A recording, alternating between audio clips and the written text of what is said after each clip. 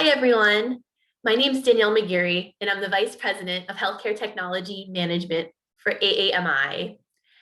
I want to thank the IFMBE CED division for inviting Amy and myself to speak today. Prior to coming to Amy, I was active as a clinical engineer in the HTM field for 10 years. So I'm really excited and elated to talk about some challenges that we're facing in the HTM field right now and some solutions that Amy has come up with to help ameliorate these problems. It's probably no surprise to many of you that one of the major problems the HTM field is facing is a pipeline issue, finding people to join the field, gaining interest in today's youth, and spreading awareness that the field exists in general. From a young age, children believe that they can succeed when they have role models that they can relate to. And from there, children also do not believe that they cannot be what they do not see. So it is really important to, when we're promoting the field, to ensure that we're showing diversity, whether that's gender, race, ethnicity, to today's youth and young adults, to show them that they can be a successful HTM professional as well. So let's get to it. I'm going to share my screen and show you a few things that Amy has done in the past couple of years to help magnify the diversity that exists and concurrently promote the field. So I'm just going to share my screen. And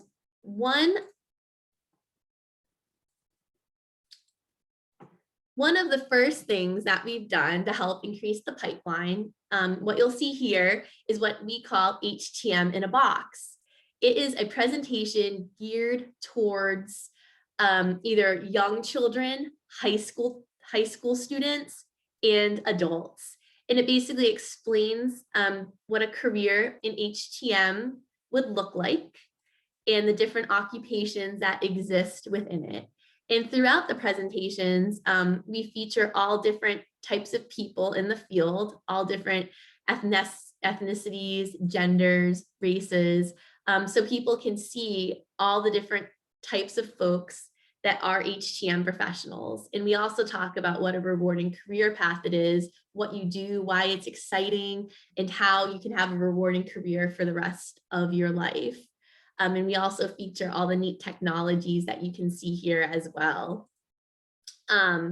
So this is free on our Amy website. If you go to www.amy.org/HTM in a box, this is free. And one of the reasons why we set this up was that we wanted to take away the work entailed with coming up with a presentation.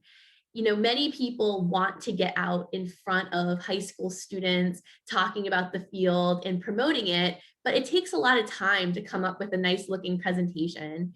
And this also creates a consistent message. So we're all saying the same thing, and in the messaging is the same. So this is just a quick run through of what it looks like. And, you know, it just also brings together why HTM is perfect, a perfect career if you like working in hospitals, want to help others, love technology, and so on and so forth. One of the other things that Amy has done is our I Am HTM campaign. And this is a social media campaign that we started about 3 years ago. And it was specifically made to feature diversity in the field, express why people love working in the field, and ultimately to promote awareness about the HTM field in general. And here are some of the people that we featured over the years, and you can really see the different diversity that we featured.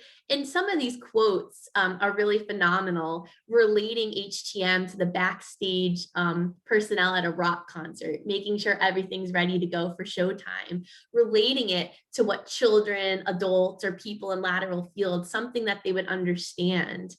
You can see some additional people that we featured. And this campaign runs every Friday, and we feature a diverse person every week. If you're interested in being part of this campaign, please don't hesitate to reach out at htm@amy.org. And definitely follow us on social media as well. One of the nice things that we did at the end of the year was that we featured all the diverse faces, and you can really see just how different everyone looks and how that really helps promote to all different demographics in the country. And the next thing that we did within the United States is we started up a BMAT Apprenticeship program, partnered with the Department of Labor. And this is really neat because in the United States, we definitely have a huge pipeline issue right now. And we realize that college may not be an option for everyone at every point in their life and career. Apprenticeship allows for a BMAT to work and get hands-on, be trained in competencies hands-on while receiving education that's paid for by the employer. So this is another pathway into the field. It does require a few college credits. And what's awesome about that is it sets up a BMAT for if they want to go back to college later. So you can see the perks of being part of an apprenticeship is you get a paid job, you get work-based learning, you're set up with a mentor, and you get formal learning and also credentials like certifications that are important if you want to progress in the field. So this program works by employers within the United States partnering with Amy. And then those employers will go on to hire apprentices and train them per our developed curriculum. So what's great about this is we now know that every HTM or BMAT that is going through this program is being trained to a minimum competency and standard. And when they're done, Amy signs off that that has actually happened. So we're approving that the employer has trained them to our minimum competencies and standards. And we're saying that the BMAT is proficient to function as a BMAT 1. So even if you're watching this and you may not live or work in the United States, you know, there are probably ways to model this program in other countries. There's been some great success stories in Australia where they launched this back in 2009, and it really served them well and really helped combat and really solve their pipeline issue of technicians entering the workforce. So that is really some of the things that Amy has been doing to help combat the pipeline issue.